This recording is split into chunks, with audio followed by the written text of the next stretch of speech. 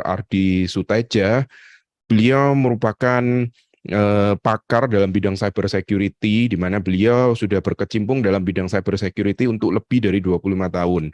Saat ini beliau adalah Direktur Utama dari PT Indonesia Dirgantara Expo yang merupakan sebuah perusahaan event organizer nasional yang fokus pada kegiatan-kegiatan terkait dengan teknologi. Topik yang akan disampaikan di sini adalah transformasi digital, peran serta kita semua di dalam menanggulangi dan mitigasi resiko ancaman cyber, di mana pada dunia yang serba digital saat ini ancaman cyber merupakan salah satu hal yang patut diwaspadai ya. Beliau merupakan founder dan chairman dari Indonesia Cyber Security Forum atau ICSF dan Indonesia Chief Information Officer Forum atau ID.CIO yang merupakan organisasi nirlaba yang berfokus pada pembangunan kewaspadaan, awareness ya, pembangunan kapasitas dan pengembangan teknologi keamanan dan ketahanan cyber. Selain itu, beliau juga merupakan ketua dan pendiri Indonesia Biometric Association, serta saat ini menjabat pula sebagai Ketua Dewan Kehormatan Asosiasi Forensik Digital Indonesia atau AFDI, dan anggota Dewan Kehormatan dan Etika Asosiasi Fintech Indonesia atau AFTEC. Jadi sudah tidak perlu dipertanyakan lagi ya, kompetensi dan pengalaman beliau dalam pemaparan materi yang berikutnya ini. Oke, tanpa panjang-panjang, mungkin langsung saja kita sambut Mr. Ardi Suteja. Selamat siang, Pak Ardi. Selamat siang, Pak Michael. Bagaimana kabarnya? Baik-baik, sehat-sehat. Apa kabar, Pak Ardi? Alhamdulillah baik dan sehat, dan salam hormat buat Prof. Supancana, Prof. Abu, dan Prof. Sudan ya, kolega-kolega sparring partner saya, dan tentunya teman-teman yang hadir pada acara siang ini. Siap, oke. Mungkin langsung saja waktu dan tempat saya serahkan ya ke Pak Ardi, karena ini pasti sudah ditunggu-tunggu pembahasan mengenai cyber security ini, Pak. Baik, terima kasih. Selamat siang Bapak-Bapak, Ibu-Ibu yang saya hormati ya. Memang tadi saya sempat sekilas mendengar paparan dari Prof. Abu, Prof. Supancana, ya Pak Sudan, dan tentunya tadi Mbak Indri juga menarik semuanya, dan buat saya luar biasa kasanah ilmu pengetahuan kita ya saat ini ya, dan saya juga terus terang aja sangat bergembira ya, kita saat ini sudah memiliki salah satu benchmarking yang kita perlukan sejak lama, yaitu Undang-Undang Perlindungan Data Pribadi ya. Ini saya tambahkan sedikit ya, tadi udah disampaikan oleh Prof. Supancana ya. Sebetulnya konsep ini sudah lama ya. Saya masih ingat ketika saya masih duduk di Kadin Indonesia ya. Kebetulan saya wakil ketua kompartemen telematika pada saat itu. Kita sudah bicara masalah ini di tatanan pengusaha ya. Jadi memang luar biasa perjuangannya ya, silih berganti timnya ya, yang membentuk dengan berbagai konsep ya. Tapi alhamdulillah lah, sekian puluh tahun akhir kita punya ya. Dan ini juga harus kita apresiasi semua pihak yang terlibat ya, teman-teman di Komisi 1 ya, pemerintah dan sebagainya. Tapi saya harus ingatkan kembali, ini bukan obat mujarab ya, bukan obat mujarab. Tantangan kita masih banyak ya. Apalagi kita juga berhadapan, kalau bicara perlindungan data itu berhadapan dengan apa yang kita kenal sekarang dengan digitalisasi yang sudah menyentuh hampir semua ranah kehidupan kita ya, dan dari bekerja ya, kita kegiatan kita di perbankan dan sebagainya. Nah, untuk itu mungkin paparan saya siang ini agak sedikit berbeda dari teman-teman lainnya, yang mungkin bagi sebagian sudah pernah melihat ya.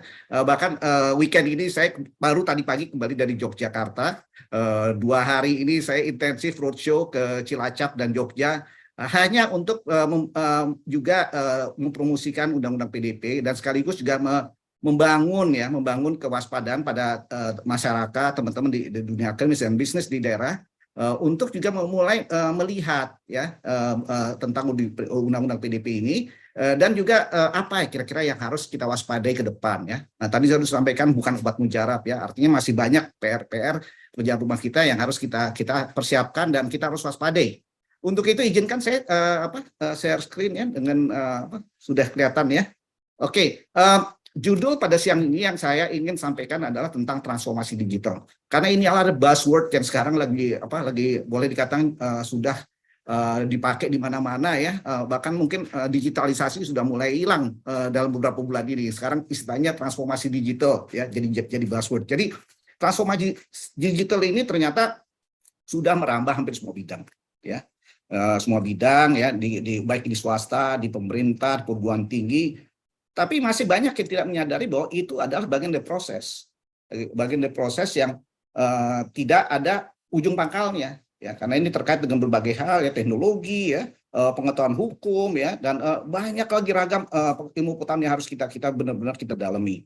Makanya tadi kalau saya ingat judul yang disampaikan ke saya mengenai tema pada diskusi siang ini adalah bukan lagi business as usual ya, dengan ada PDP. Benar, bukan ada business as usual, tapi kita juga harus menyadari artinya sekarang kita tidak bisa lagi sembarangan di dalam mengelola data-data pribadi orang lain ya. Ini juga menjadi kewaspadaan karena sejak diundangkan, artinya apa? Sanksi-sanksinya sudah mulai diberlakukan, terutama sanksi pidananya. Tapi memang kendalanya tentunya tadi disampaikan Prof. Wancana, aturan turunannya juga masih digodok ya, masih dikembangkan, entah sampai kapan kita nggak tahu, tapi intinya kita sudah harus mulai belajar ya, dan harus hati-hati ketika kita mulai data orang lain.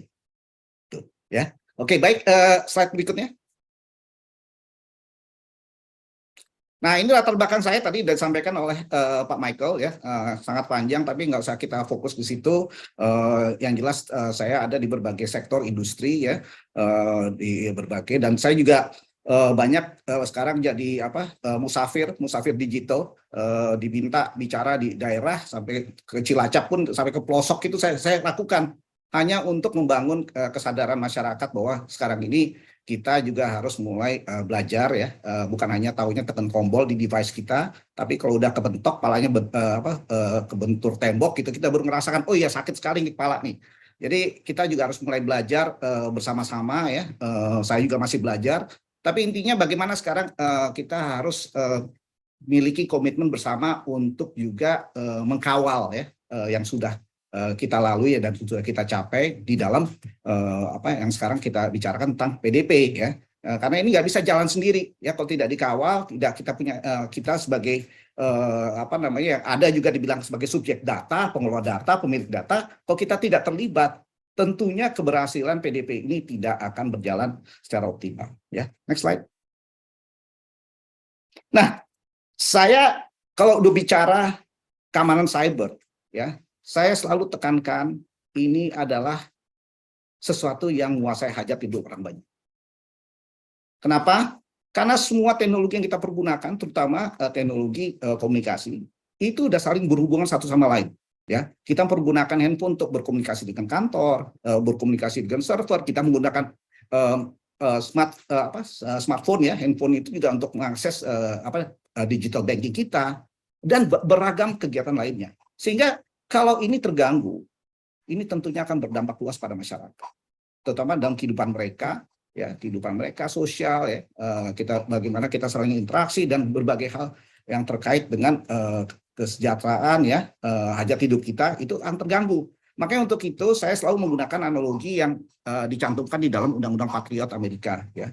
Itu adalah segala sesuatu yang berdampak pada keamanan ya, ekonomi ya, kesehatan dan keselamatan. Itu sudah menjadi sesuatu yang harus kita sadari adalah juga mengancam keselamatan negara. Nah, yang jadi persoalan di Indonesia, apakah juga memandang hal ini sebagai apa yang dipandang oleh Amerika? Kenyataan iya sebetulnya, tapi kita belum memasukkan ini sebagai suatu pemikiran yang perlu kita waspadai. Kenapa? Ini menjadi penting ya, karena kalau udah bicara digitalisasi atau tadi transformasi digital, kalau dari sisi perspektif keamanan cyber itu terkait dengan dua hal, yaitu ada faktor nyawa orang, kedua juga terkait dengan kelangsungan hidup dunia usaha ya, atau business continuity.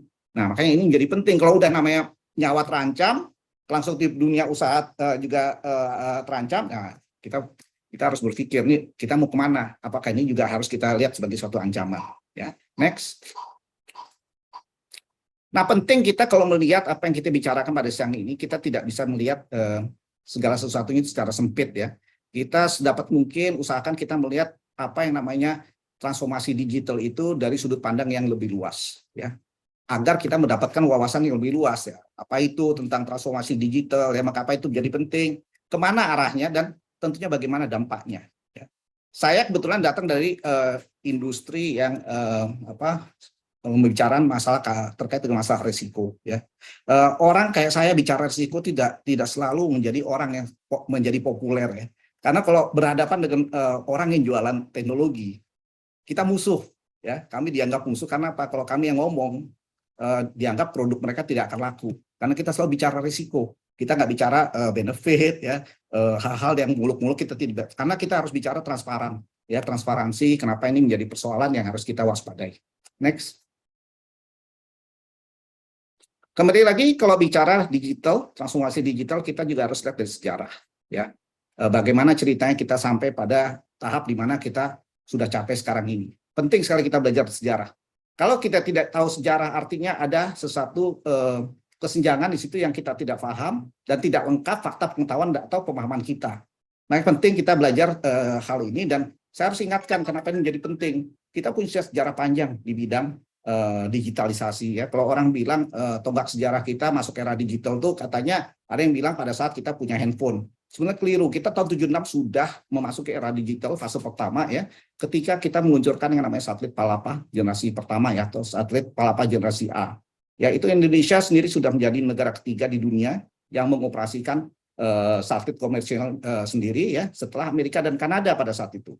Saya kebetulan ada saksi sejarah terkait dengan peluncuran itu. Saya lihat sendiri pada tahun 76 itu di Cape Canaveral bagaimana kita meluncurkan satelit itu, dan saya kebetulan juga sampai detik ini masih berkawan baik, ya, masih punya hubungan yang sangat baik dengan perintis-perintis, ya, industri dan dunia persatelitatan nasional, ya. Ya, kebetulan dua diantaranya kebetulan senior saya juga di alma mater SMA saya, jadi kita masih punya hubungan baik lah mereka, dan saya masih belajar banyak tentang itu, dan bahkan ini juga banyak yang tidak tahu bahwa kita juga sebenarnya punya perusahaan satelit yang cukup maju di bidangnya, ya. Mungkin lebih dulu dibandingin yang sekarang lagi heboh siapa, Starlink, ya, Elon Musk, karena kita sebenarnya udah punya teknologi yang lebih advance dibanding Elon Musk, tapi ya itu kembali lagi kita seringkali lupa, ya, mengapresiasi upaya bangsa kita sendiri. Ini harus saya ingatkan kembali untuk kita mulai melihat potensi-potensi anak bangsa kita sendiri, ya. Next. Nah, transformasi digital itu adalah suatu keharusan, ya, kita tidak bisa mengelak, dan ini juga tentunya kita sadari ketika kita semua juga mengalami masa pandemik 2,5-3 tahun belakangan ini, ya, yang memaksa kita juga harus mencari akal gimana kita bisa melangsungkan kehidupan kita, ya, terkait dengan pekerjaan, ya, pelayanan publik dan sebagainya, ya. Ini juga saya yakin Prof. Sudan juga luar biasa tantangannya 2-3 tahun ini bagaimana bisa melanjutkan pelayanan publik kepada masyarakat yang memerlukan berbagai dokumen terkait dengan pendudukan. Luar biasa. Yang jelas saya melihat sendiri, ya, evolusi ini, dan dalam 2-3 tahun itu banyak sekali inovasi yang lahir, ya, di bidang pelayanan publik yang kita sebetulnya tidak banyak sadari, tapi kita manfaatkan. Nah, inilah, ya, sesuatu hal yang harus kita sadari, dan kita tidak bisa pungkiri bahwa apa yang sekarang kita lalui ada juga hasil daripada kita 2-3 tahun ini terhambat dengan adanya pandemik, ya. Kita cari akal, ya, bagaimana kita bisa melangsungkan kegiatan kita, kehidupan kita sebagaimana sebelumnya, ya. Walaupun demikian kita tetap menghadapi masih banyak tantangan-tantangan lainnya. Next. Nah, bicara transformasi digital itu bukan ilmu sulap, tidak ada yang instan, ya. Makanya tadi saya katakan RUU PDP itu bukan obat mujarab, ya. Kita masih banyak sekali pekerjaan rumah kita yang harus kita selesaikan, ya. Di samping hanya kita juga menunggu adanya aturan-aturan turunan dari undang-undang PDP, ya. Juga belum lagi tantangan-tantangan terkait dengan teknologi itu sendiri yang masih sangat luar biasa ragamnya, ya, dan saya nggak bisa bilang ada berapa, tapi yang jelas teknologi itu sekarang kerap berubah dalam hitungan menit, sangat pesat, sangat cepat, dan kemampuan kita sebagai manusia untuk mempelajari teknologi dalam hitungan menit juga sudah mulai terbatas, ya. Ini yang harus saya sampaikan dan ingatkan pada teman-teman agar juga menyadari hal-hal seperti ini, ya. Next slide. Nah, kalau kita bicara ancaman cyber, Indonesia tidak imun, ya, tidak imun terhadap berbagai gangguan, ya, ancaman, tantangan di bidang cyber. Semua yang diderita, yang sudah dialami oleh negara lain, Indonesia sudah ngalamin, ya, sudah ngalamin. Ada yang terdata, ada yang tidak terdata, ya. Ada yang mengalami tapi tidak mengerti dia mengalami. sebagai korban ya seringkali bahkan kalau mau saya cerita banyak yang lucu dan aneh-aneh ya terkait itu. Dan yang namanya serangan cyber itu tidak mengintai, tidak menyerang orang-orang tertentu. Ini menyerang semua pihak ya, semua lapisan dari lapisan atas ke lapisan bawah, tidak mengenal usia, tidak mengenal jabatan ya, tidak mengenal kekayaan. Semua orang di negeri ini sudah mengalami ya dalam skala-skala yang berbeda tentunya. Yang jelas kita tidak imun terhadap serangan cyber. Next. Nah, ini fakta lain ya, kita sudah punya pengguna internet aktif yang angkanya jauh lebih besar dari 150 juta. Saya belum koreksi ini ya. Semua kejadian yang kita baca di media cetak ya, itu tentang hoax dan sebagainya, itu kita sudah alami ya. Dan bahkan kalau kita lihat statistiknya, jumlah kejadian itu cenderung meningkat. Artinya apa? Ini ada masalah di mana kita sendiri banyak yang kita tidak ketahui, dan bahkan ini juga menjadi tantangan sendiri bagi kami-kami yang bergerak di bidang di profesi keamanan cyber ya, karena banyak hal-hal yang kita juga masih tidak tahu ya, karena bergerak sangat cepat ya, teknologinya berubah dalam hitungan menit, bentuk serangannya juga sangat pesat, sangat kompleks yang muncul ya. Ada kita sebagian sudah punya udah melakukan identifikasi, ada juga yang masih banyak yang belum kita kenal. Nah, ini menjadi tantangan sendiri bagi kita semua, dan tentunya bukan kita saja, tapi juga terkait juga dengan aparat penegak hukum lainnya. Ya, kita juga berhadapan dengan masalah kelangkaan ya, kesenjangan talenta di bidang ini, dan ini menjadi tantangan yang luar biasa bagi kita semua. Ya, next. Nah, ini juga fakta. Ya, saya nggak bisa pungkiri dan saya harus sampaikan ini secara transparan, dan ini ada di media cetak, di semuanya media cetak online sudah mewartakan bahwa ada dalam kurun waktu 12 bulan terakhir ini ada 10 kementerian lembaga negara yang diduga diretas ya oleh hacker dari dari China ya. Nah, ini juga kita harus menyadari ini artinya apa? Ya, kalau udah 10 kementerian dan lembaga negara diretas, artinya apa? Kita tidak baik-baik juga ya. Kondisi kita tidak imun, tidak lebih hebat dari negara lain ya. Kita juga punya kerentanan yang sangat ya. Ini bisa dipungkiri, dan ini adalah situasi yang saya hadapi ketika kita mulai menggagas dibentuknya Badan Cyber Nasional yang menjelma sekarang jadi BSSN. Ya.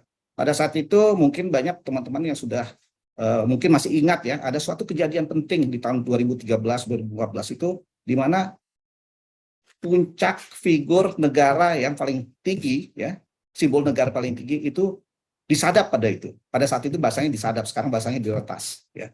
Artinya apa? Kalau presiden kita sudah disadap, diretas, ada sesuatu hal yang tidak berfungsi di Republik ini. Nah, itulah yang memicu kami untuk memikirkan bagaimana kita harus membangun kemampuan kita di bidang keamanan dan ketahanan cyber untuk menghadapi ancaman-ancaman masa depan. Ya, itu awal mulanya kita membicarakan membangun yang sekarang menjelma dari BSSN. Ya. Next slide. Nah, ini juga akan semakin gencar dan semakin sering kita membaca berita-berita seperti ini di berbagai media, ya, online, cetak, bahkan kita sekarang apa yang terjadi di negara kita ini sudah viral bukan hanya di domestik ya, internasional sudah tahu. Dan ini dengan sendirinya juga akan melahirkan berbagai pertanyaan di dunia luar ya, terutama investor ya juga akan bertanya kemampuan kita menjaga infrastruktur kritis kita bagaimana ya, bagaimana kita menjaga keamanan data masyarakat kita, itu akan menjadi pertanyaan bukan hanya concern kita di dalam negeri tapi ini internasional. Kalangan bisnis akan mempertanyakan ya, kalangan hukum ya, kalangan politisi, semua ragam akan mempertanyakan. Nah, ini menjadi tantangan kita tersendiri ya, bagaimana sekarang kita bisa bersama-sama membuktikan bahwa kita sebetulnya mampu ya. Ini menjadi suatu pekerjaan rumah yang luar biasa, dan saya sendiri juga tidak tahu bagaimana kita bisa merangkul semua pihak untuk kiranya bisa menjadikan ini suatu PR bersama ya, perjuangan bersama bagaimana kita membangun image Republik ini agar juga di mata banyak pihak itu menjadi suatu tempat yang aman ya, terutama untuk investasi. Ya, investor sekarang mulai bertanya, ini gimana keamanan data saya, gimana kalau saya pindahkan data, bagaimana dengan pertukaran data lintas negara dan sebagainya. Ini banyak pertanyaan-pertanyaan yang sekarang mulai muncul ya. Next slide. Nah, ini juga Sadar atau tidak sadar, sumber bocoran data itu hampir sebagian besar terjadi dari situs-situs pemerintah. Jadi ada bisa diakses datanya secara publik ya, di bawah itu ada linknya, dan itu sangat besar ya. Dan ini sebabnya berbagai ragam. Mungkin saya nggak bisa ceritakan di sini kenapa hal ini terjadi ya. Tapi yang jelas satu hal ya, banyak kalau kita bicara pembuatan situs ya atau pengembangan aplikasi, semua orang bisa bilang, semua orang bisa mengatakan saya bisa, kita bisa, kami bisa. Tapi satu hal, mereka ngerti nggak mengenai tata kelola dan manajemen keamanan data. Itu prinsipnya. Ya. Di kita di industri saya ini ada yang namanya persyaratan dasar ya, yang dikenal dengan ISO 27001 ya. Itu belum semua memiliki. Lantas kok tidak memiliki persyaratan dasar ISO 27001, lantas pemahaman mereka mengenai manajemen keamanan data itu di mana? Ini juga menjadi pertanyaan. Bahkan ada lembaga-lembaga negara yang mengeluarkan sertifikasi terkait dengan manajemen keamanan data. Mereka sendiri juga belum tentu memiliki sertifikasi itu. Dan ini menjadi pertanyaan ya, pertanyaan yang harus kita benahin dan koreksi ya. Bagaimana kita juga membangun kesetaraan dengan praktek-praktek yang terbaik di industri ya. Dan ini juga tentunya ya sesuatu ya hal yang tidak menggembirakan ya buat berbagai kalangan, tapi inilah tantangan dan kenyataan yang kita hadapi saat ini ya. Next slide. Nah, kalau kita bicara keamanan cyber, ketamanan dan ketahanan cyber, tentunya kita juga harus mengacu pada beberapa agenda nasional. Ada 3 hal yang harus kita memang sekarang ini menjadi pekerjaan rumah ya, bersama dengan teman-teman di pemerintah ya, BSSN, industri ya, akademisi. Ini bagaimana sekarang kita juga melihat dengan cara pandang yang sama terkait dengan keamanan cyber. Tentunya ada 3 hal yang harus kita lihat ya. Pertama, isu strategisnya apa? Terus kenapa kita harus membangun kemampuan keamanan dan ketahanan cyber kita ya. Ini juga terkait tadi yang saya sampaikan di awal terkait dengan hajat hidup orang banyak ya, yang sekarang diterjemahkan sebagai ekonomi digital ya. Terus juga agendanya seperti apa terkait dengan pembangunan jangka panjang ya. Next. Nah, ini yang tadi sudah sampaikan ya, bahwa teknologi berubah dalam setiap menit ya. Setiap menit kita punya kemampuan untuk mendalami semua teknologi yang semakin kompleks ini, tentunya dengan berbagai keterbatasan ya. Nah, semakin maju teknologi, semakin cerdas teknologi, tentunya tingkat kerentanannya ya, kemampuan kita untuk memahami juga semakin meningkat, dan kita juga pada dasarnya memiliki kelemahan untuk memahami semuanya. Karena apa? Semua teknologi yang kita pergunakan itu bukan teknologi yang dikembangkan oleh kita sendiri. Kita adalah pengguna teknologi dan kita bergantung pada pihak ketiga untuk mendapatkan, mengoperasikan teknologi ini. Ini harus kita sadari. Indonesia juga itu bukan negara pencipta teknologi, kita ada pengguna teknologi.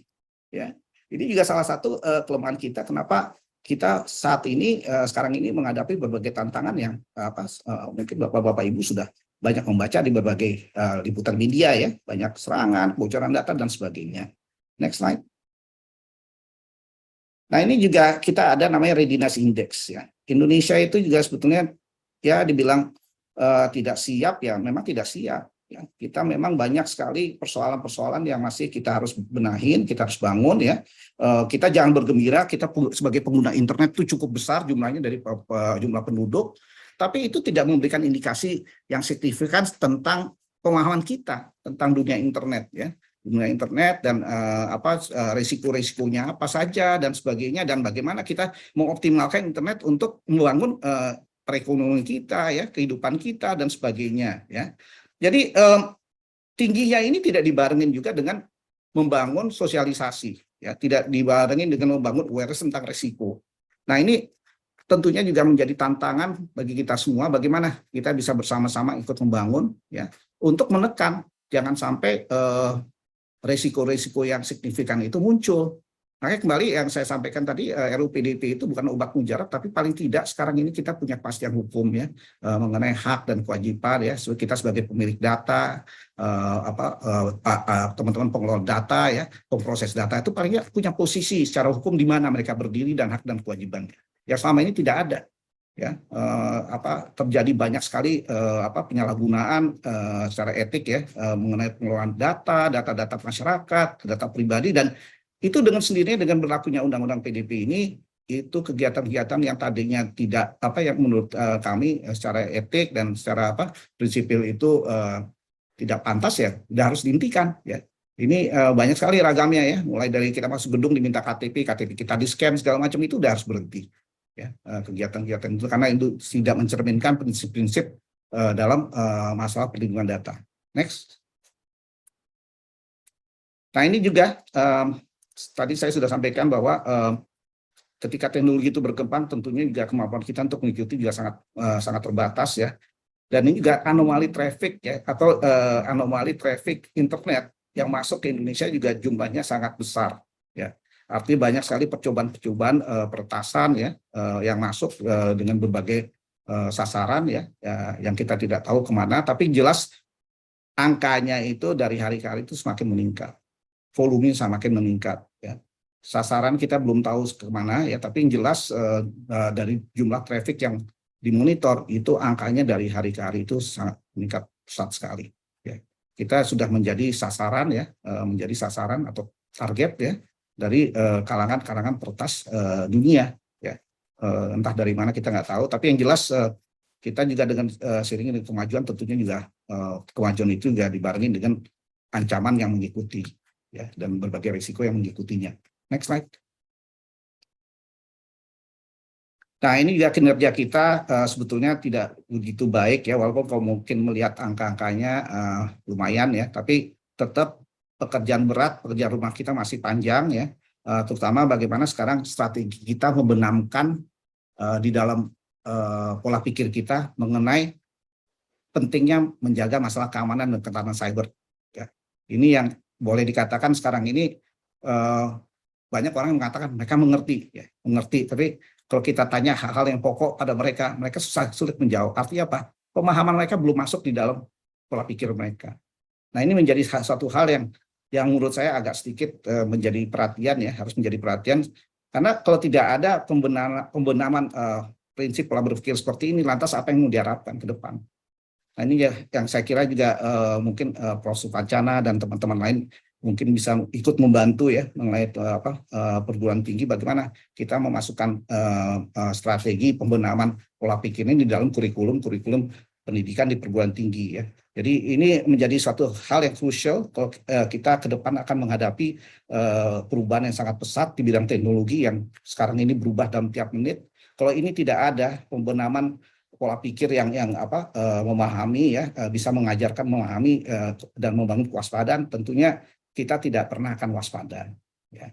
Next slide.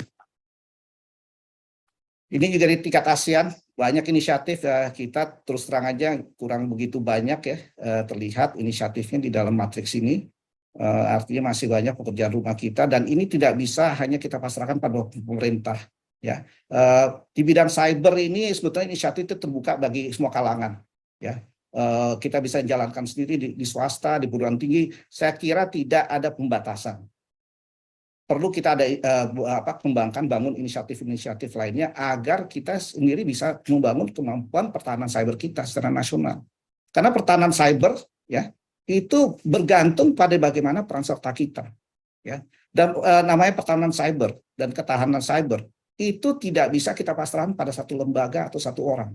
Ini harus benar-benar kita melibatkan semua pihak yang terkait dan memang memiliki kepentingan di bidang pemanfaatan teknologi yang menggunakan internet ya. Itu tentunya kita tahu semua ya, sudah paham bahwa itu sudah hampir semua ranah kehidupan kita sudah tersentuh dengan teknologi yang berkembang pesat sekarang ini.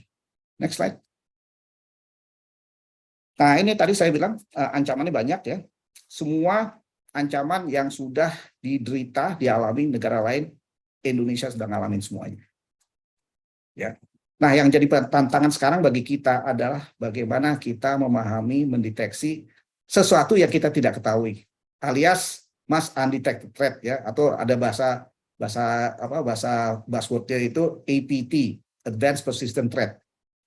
Nah, ini tantangan. Kita masih sedikit teman-teman yang melakukan penelitian ya, riset di bidang ini. Karena ini cepat sekali berubah. Tadi sudah saya sampaikan bahwa ancaman itu juga berkembang pesat seiring dengan berkembangnya teknologi. Sekarang bagaimana kita strategi kita untuk mengikuti zaman yang sangat pesat, yang perubahannya sangat cepat ya. Sedangkan kita baru mengerti 15 yang sudah kita punya identifikasinya. Bagaimana dengan bentuk-bentuk yang kita tidak tahu, tidak punya identifikasinya, tidak punya nama, tidak punya signature ya, tidak punya ciri-cirinya, itu bagaimana? Makanya saya bilang adanya undang-undang PDP itu belum menjadi obat mujarab bagaimana kita mengadres atau menghadapi isu tantangan di bidang keamanan dan ketahanan cyber. Next slide. Nah, ini juga sekarang berkembang pesat ya di kalangan dunia bisnis ya, banyak sekali bentuk-bentuk serangan ya yang sekarang mengintai kita, ada ransomware ya, BEC, business email compromise dan sebagainya. Ini bagaimana kita membangun, mengedukasi dunia usaha agar mewaspadai bentuk-bentuk serangan ini. Ini saja kita masih menghadapi tantangan gimana mereka mengenal. Jadi kembali lagi pertanyaannya, bagaimana kita bisa melindungi data orang kalau kita terkena serangan-serangan seperti ini. Serangannya bentuknya kita tidak kenal, kita di satu sisi juga harus menjaga, melindungi data orang. Nah, ini juga menjadi sesuatu pekerjaan rumah kita ya, di mana sekarang tidak hanya cukup kita mengenal aturan hukum, tapi kita juga harus membangun kewaspadaan untuk mengenal simptom, ciri-ciri, dan berbagai bentuk serangan-serangan ancaman cyber yang mengintai kita. Dan ini tidak mengenal orang, kembali lagi, ancaman cyber tidak mengenal orang, status sosial, suku, ras, dan agama. Siapapun, kapanpun bisa mengalami yang namanya serangan cyber. Ya, next slide. Nah, banyak yang tidak berpikir ya, kita berapa tahun ini kan banyak terjadi peristiwa kebocoran data. Ya, banyak yang ngeluh kok itu tidak ada penyelesaian dan sebagainya ya. Nah, tapi nggak ada yang bertanya, sebetulnya kebocoran data itu bisa diukur nggak sih dari perspektif kerugian ekonomi? Jelas ada benchmarking ya. Dan saya kasih ilustrasi ya, kalau terjadi salah satunya kebocoran data sebagai bentuk kejahatan elektronik ya atau cybercrime, itu kerugian yang diderita per detik itu nilai dasarnya adalah $190.000. $190.000 kalau kita konversi ke rupiah itu seharga mobil Tesla per detik. Nah, teman-teman yang menjadi profesional di bidang perlindungan data, ini juga harus menjadi concern buat lembaga kita di mana kita bekerja ya, lembaga organisasi, karena apapun bentuknya yang namanya kejahatan elektronik itu pasti akan membawa kerugian, bukan hanya kerugian reputasi, tapi juga kerugian ekonomi. Belum lagi nanti adanya tuntutan hukum yang jelas nilainya kan ya kita tidak bisa prediksi nilainya. Tapi yang jelas kalau kita lihat praktis ya, praktek-praktek internasional itu juga tidak murah. Bahkan regulator juga sudah mulai mengenakan berbagai denda ya, nilainya sangat fantastis ya. Hampir semua big top 10 ya, top 10 tech company itu sudah mengalami dikenakan denda oleh regulator mereka. Yang nilainya tentunya tidak murah ya, tidak kecil ya. Nggak ada namanya kerugian ekonomi di kejahatan elektronik itu yang nilainya Rp100.000 itu nggak ada. Ya, karena kita harus lihat juga hal-hal lain yang terkait dengan kejahatan dan akibat kerugian lainnya. Belum lagi kerugian pihak ketiga dan sebagainya. Next slide. Nah, ini juga saya ingin sampaikan ya. Saya tadi sampaikan berkali-kali kita juga tidak baik-baik juga kondisi kita ya. Nah, ini juga sebagai pemantik ya. Ini ada sebuah kesaksian waktu bulan Februari kemarin tahun 2022 yang dilakukan di hadapan Komite Intelijen Senat Amerika ya, yang disampaikan oleh Jenderal Paul Nakasone yang pada saat itu menjabat adalah sebagai kepala Badan Intelijen Amerika NSA dan juga merangkap komandan Komando Cyber Nasional Amerika ya. Dia menyampaikan, yang menarik ya dari statement dia di Senat bahwa dia menyampaikan bahwa Amerika sudah kewalahan menghadapi bertubi-tubinya serangan cyber dari berbagai pihak. Nah, pertanyaannya yang ini menjadi pemantik ya, Amerika sudah kewalahan. Lantas bagaimana dengan Indonesia? Nah, saya serahkan ini dijawab oleh bapak-bapak, ibu-ibu ya sebagai renungan. Karena kita sebenarnya tidak baik-baik juga, artinya masih banyak pekerjaan rumah yang harus kita lakukan untuk ke depannya. Next slide. Nah, ini juga saya tadi sudah sampaikan pentingnya kita belajar sejarah tentang internet dan realisasinya, ya realitanya itu teknologi sekarang berubah dalam hitungan menit ya. Dan apakah kita mampu untuk mengikuti perubahan-perubahan ini dalam setiap menit? Ini tentunya menjadi tantangan tersendiri yang luar biasa buat kita semua. Next slide.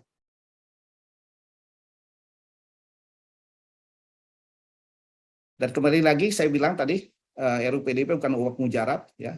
Sekalipun di berbagai negara sudah juga memiliki undang-undang PDP ya, undang-undang perlindungan dan keamanan cyber ya nasional mereka, yang namanya kebocoran data atau data breach ya atau serangan cyber itu tetap terjadi ya. Nah, masalahnya kita punya kesiapan nggak untuk menghadapi realita yang seperti ini? Ya, ini kita baru lihat awal-awalnya ya. Jadi serangan-serangan, gangguan-gangguan yang besar itu kita belum lihat.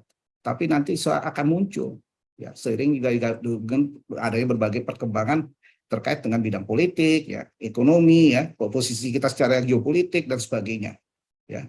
Ini realistis ya, realita yang harus kita hadapi sama-sama dan kita harus sama-sama benar-benar mencari jalan keluar bagaimana kita harus membangun pertahanan secara bersama-sama. Nggak bisa jalan sendiri dan kita nggak bisa mikir sendiri. Ini harus barengan mikirnya ya. Next slide.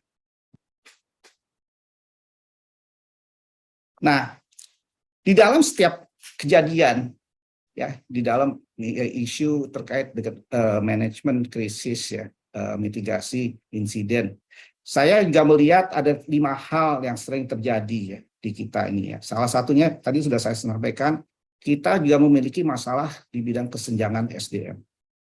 Sumber daya manusia kita sangat terbatas, bahkan kalau dibilang jumlahnya tidak seimbang dengan jumlah pengguna internet. Sangat sedikit ya, sangat sedikit. Yang ada di kita itu adalah orang yang pede, yang percaya diri. Banyak, kalau yang percaya diri banyak sekali ya. Yang juga tentunya datang ke dalam suatu situasi yang disampaikan pada mereka itu adalah mereka punya pendekatan, punya solusi ya. Yang jadi persoalan ini pendekatan-pendekatan ini adalah pendekatan yang belum proven, belum bisa dibuktikan. Ya. Sehingga seringkali itu menjadi isu masalah akuntabilitas. Ya, bagaimana apakah bisa dibuktikan penyelesaian itu seperti itu pendekatannya ya. Makanya kita seringkali berhadapan dengan berbagai insiden ya, di mana banyak pihak tidak siap. Dan ini harus kita akui, ini fakta ada terjadi di kita ya. Dan tentunya juga di luar yang tadi sudah sampaikan ya, faktor anggaran atau investasi yang ketersediaan anggaran itu menjadi faktor penting. Kalau tidak ada anggaran, kita jangan ngomong deh. Jangan ngomong lebih lanjut soal bahwa kita mau bangun sistem pertahanan keamanan cyber yang wah gitu ya. Kalau kuncinya di anggaran, ya. Kuncinya di anggaran dan kuncinya juga kesiapan SDM. Kalau 2 faktor ini tidak ada, mustahil kita bisa beranjak ke langkah berikutnya. Ya. Ini harus kita sadari bersama. Next slide. Jadi di dalam menghadapi berbagai isu ya, insiden, ancaman cyber, kita nggak bisa berandai-andai ya, terkait dengan serangan ya, ancamannya. Tapi yang harus kita pikirkan kita kapan kita akan mengalaminya. Ini pola pikir harus kita rubah. Jangan kita bicara if I was going to get attacked. Tapi yang harus kita pikirin, kalau kita diserang bagaimana? Apa yang harus kita lakukan? Ini seringkali diabaikan hal-hal seperti ini. Ini sangat prinsipil ya, sangat prinsipil, tapi sering diabaikan oleh banyak teman-teman. Next. Nah, sekarang sudah mulai muncul juga istilah cyber warfare. Ya. Indonesia sudah dan sedang mengalami perang cyber di berbagai bidang. Ya. Siapa yang bilang hoax itu bukan perang cyber? Ya, hoax itu adalah bagian dari propaganda. Itu perang cyber. Nah, di dalam perang cyber itu ada 3 komponen pokok yang kita juga harus sama-sama memahami. Pertama adalah adanya hardware. Ya. Di dalam TIK itu ada hardware. Di dalam hardware itu untuk memfungsikan, menggerakkan harus ada software dan data. Harus ada software dan konten berupa data. Dan yang terpenting adalah harus ada yang mengoperasikan. Nah, ini ada faktor kognitif. Nah, 3 unsur ini menjadi hal yang tidak terpisahkan dari bagaimana sistem TIK kita berfungsi. Kita belum memasuki era yang disebut dengan full otomatisasi. Ya, masih ada human intervention, masih ada peran manusia di balik semua teknologi yang kita pergunakan. Nah, ini harus kita sadari. Ya, next slide.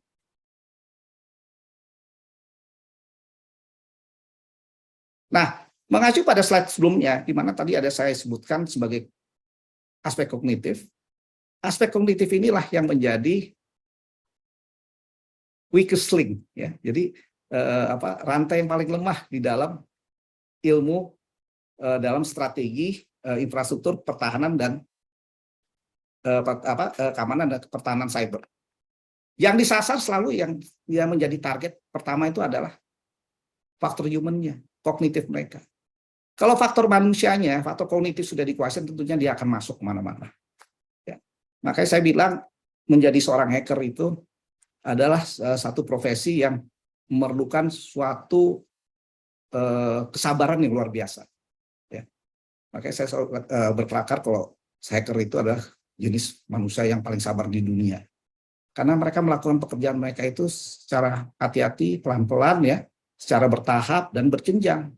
Dan tidak sekaligus. Tidak ada namanya serangan cyber itu terjadi seketika. Pasti akan didahului oleh langkah-langkah sebelumnya. Ya. Next slide. Nah, siapa yang bilang masalah keamanan cyber, ketahanan cyber itu sesuatu hal yang sederhana? Ya. Tadi Pak Michael sudah sampaikan, saya punya rentan masa kerja itu lebih dari 25 tahun, ya. Apakah saya sanggup menguasai dalam 25 tahun semua domain di bidang keamanan cyber? Belum tentu, ya. Karena untuk masuk ke sub bidang, ya, atau domain keamanan cyber itu pertama diperlukan juga faktor kognitif, ya, faktor endurance, ya, endurance dari ketahanan fisik, ya, dan tentunya juga intellectual mind, ya. Karena ini juga memerlukan waktu investasi yang cukup besar, ya, belum lagi tentunya biaya pendidikan yang tidak murah. Makanya sekarang ketika kita akan membangun kemampuan pertahanan dan ketahanan cyber kita, semua pihak harus berani invest di bidang pendidikan. Di bidang pendidikan, pelatihan, ya, training, ya. Kalau tidak dilakukan hal ini, tentunya kita akan tertinggal dengan perkembangan terkini terkait dengan serangan. Ya. Dan saya sejujurnya harus mengatakan, saya tidak menguasai semua ini. Ya. 30 tahun, ya, lebih dari 25 tahun di bidang ini, saya belum menguasai semua ini. Karena di samping waktu, ya, faktor endurance, ya, ketahanan fisik saya belum tentu saya sanggup lagi berkuliah lagi sekian tahun, ya. Belum lagi masalah biaya. Siapa yang akan kalau saya harus misalnya harus mengalokasikan, tentunya ya anak istri saya tidak akan makan, ya, kalau saya alokasikan dari dana pribadi saya. Tapi ini kalau memang kita bekerja dengan suatu lembaga organisasi yang profesional, ya, tentunya ini harus datang dari investasi perusahaan atau lembaga. Tapi kalau tidak ada, ya tentunya kita akan tertinggal. Next slide. Ini saya skip aja, ya. Next slide. Nah, kira-kira seperti apa sih kalau kita menghadapi serangan cyber, jumlahnya seperti apa? Mungkin di sini ada yang sudah mengenal istilah malware, ya. Malware itu sekarang udah jadi buzzword juga, udah jadi istilah yang lazim di berbagai kalangan. Itu dalam 5 detik itu ada 25 event malware dalam 5 detik. Ya. Dalam sebulan rata-rata terjadi 18.000 event.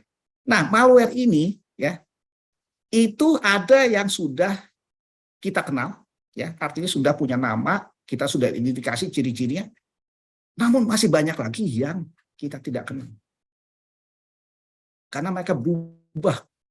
Nah, makanya saya bilang, pekerjaan rumah kita belum selesai untuk melindungi infrastruktur kritis kita, ya, dari ancaman-ancaman cyber. Karena bentuk ancaman juga berubah, berkembang. dan semakin canggih dan kompleks. Nah, ini bagaimana sekarang kita mengadres isu ini? Ya, kita juga menghadapi persoalan kelangkaan, kesenjangan SDM. Dan tentunya lain-lain ya, investasi, anggaran juga kita menghadapi terbatas. Tapi yang jelas, ini persoalan yang kita hadapi bersama. Jadi tidak sesederhana seperti yang mungkin sebelumnya kita lihat, oh ya serangan cyber bisa diatasi dengan regulasi. Tidak seperti itu. Ya. Jadi kembali lagi, kalau di cyber, ya kita tidak boleh mengedepankan konsep pendekatan birokrasi karena terkait dua hal. Kita berlomba dengan waktu karena adanya faktor nyawa orang dan kelangsungan hidup dunia usaha. Ya. Next slide. Semua sektor sudah terdampak. Tidak ada sektor manapun yang tidak imun dari ancaman, ya, gangguan serangan cyber. Semua sudah kena. Retail, ya, FSI, Financial Service Industries, Healthcare, Fintech, IoT, semua udah kena. Tanpa kecuali. Artinya apa? Pekerjaan rumah kita masih banyak. Ya. Next slide. Nah, tadi saya sudah sampaikan, ya, kalau namanya peretas itu adalah jenis manusia atau kelompok manusia yang paling sabar di dunia. Dan mereka selalu mengembangkan konsep menyerang itu dengan strategi. Tidak ada bentuk serangan cyber, gangguan cyber itu yang tunggal. Mereka minimal punya dua pola. Yang satu memang sengaja untuk bisa diketahui, yang kedua adalah serangan yang sesungguhnya.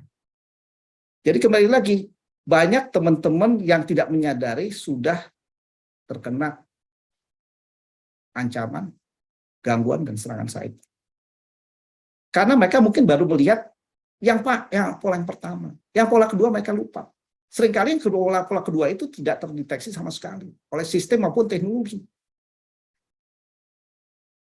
Ya. Next slide.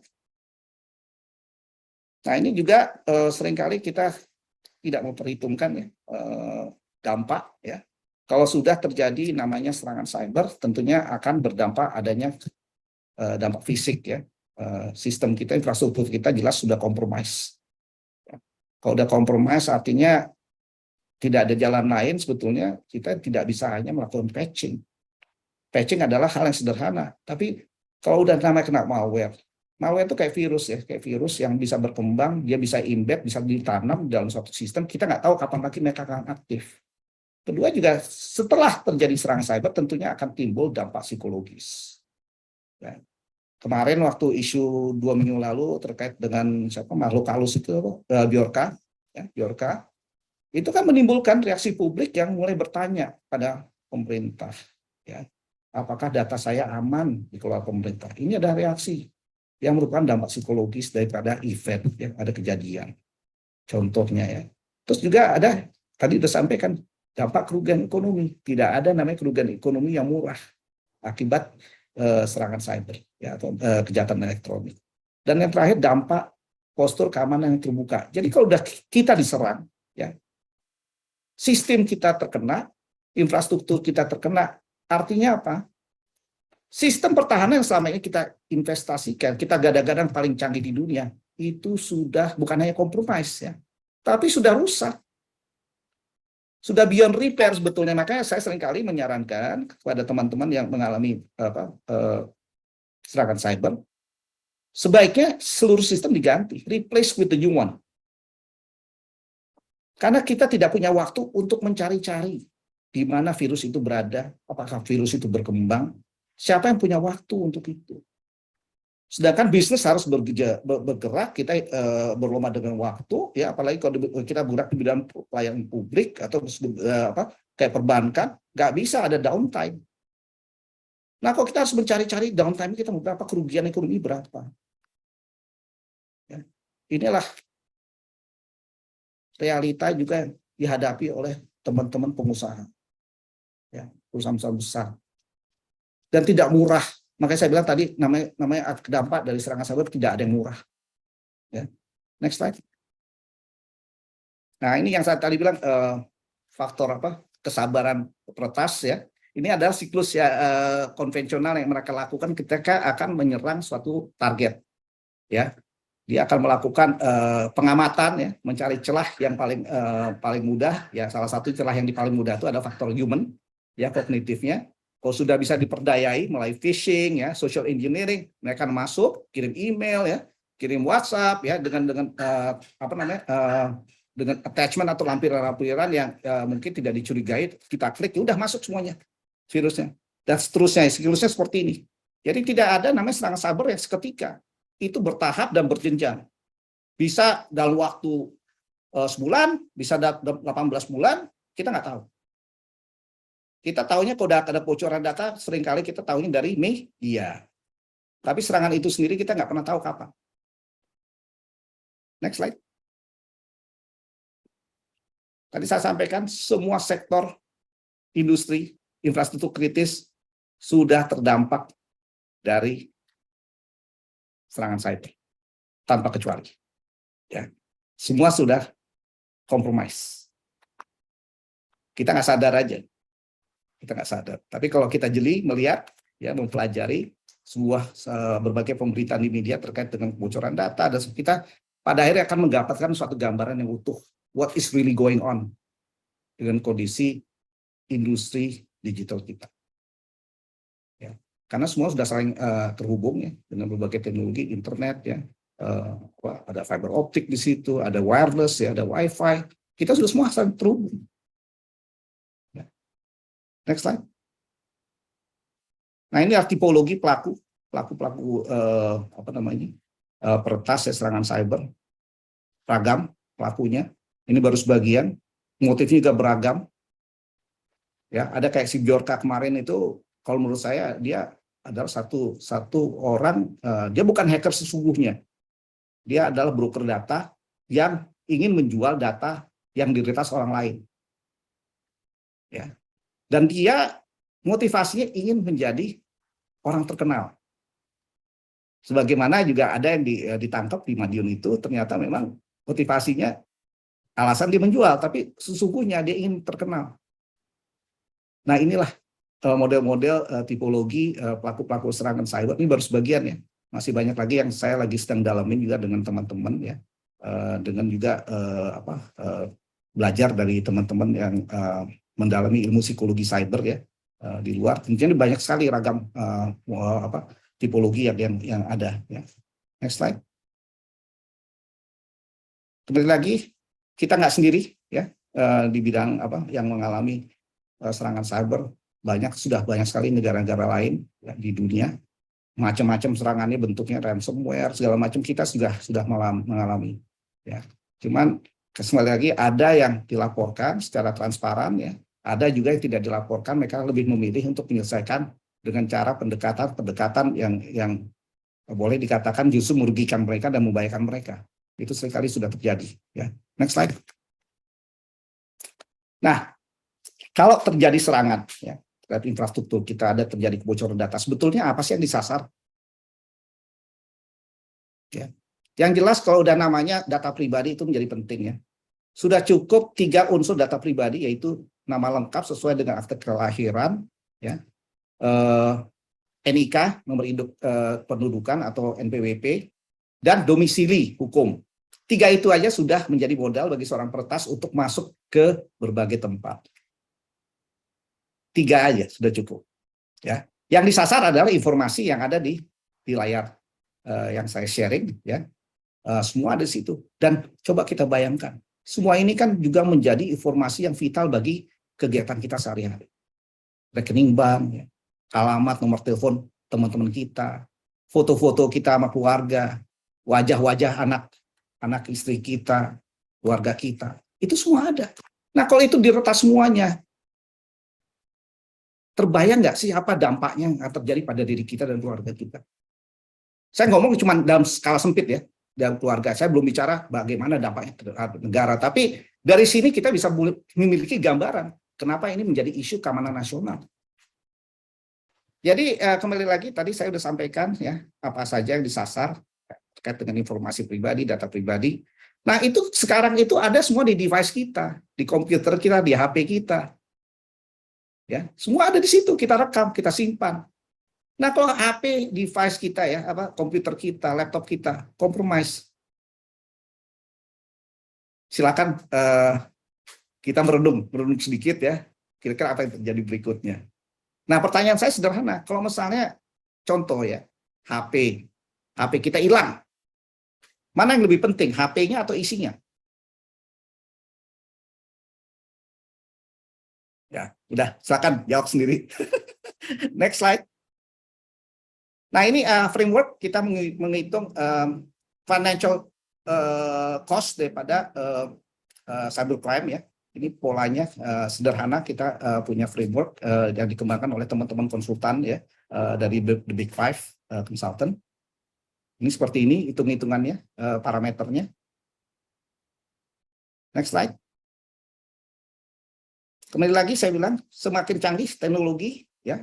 Tadi saya sudah sampaikan bahwa teknologi itu bukan ciptaan kita bergantung sekali pada teknologi yang diciptakan, diproduksi oleh pihak ketiga. Kita hanya sebagai pengguna. Bayangkan ya, banyak sekali sekarang teknologi baru ya, dari AI ya, virtual reality ya, AI, semuanya itu hanya nama. Saya pribadi yang melihat itu nama, saya nggak ngerti di balik itu saya cuma tahu manfaatnya, tapi resiko-resiko ya, bagaimana memitigasi resiko saya nggak tahu. Karena saya cuma pengguna. Nah, ini yang menjadi juga masalah, menjadi ancaman buat kita. Kita membeli sesuatu yang kita tidak sadar juga memiliki resiko. Nah, kalau resiko itu tiba-tiba muncul, lantas kita akan berbuat apa? Dan ini semua juga mengelola data pribadi. Mengelola data pribadi, menarik data pribadi, ya, menghimpun data pribadi orang. Semua device ini, kita nggak sadar aja. Ya. Next slide. Ya, ini juga IoT sama juga. Ya. Saya lanjut ya, next slide.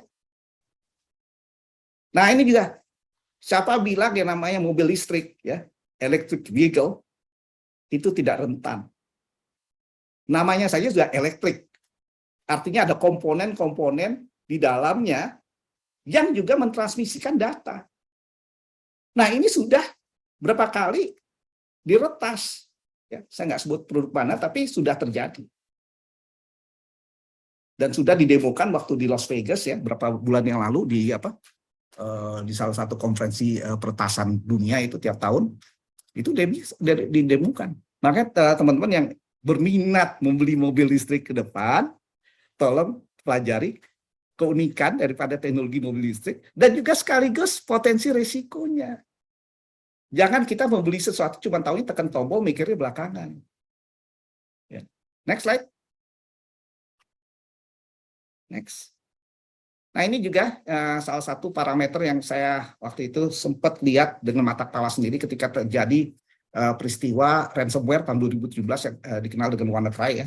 Saya kebetulan ditunjuk oleh pemerintah menjadi auditor untuk meneliti 2 rumah sakit yang terdampak.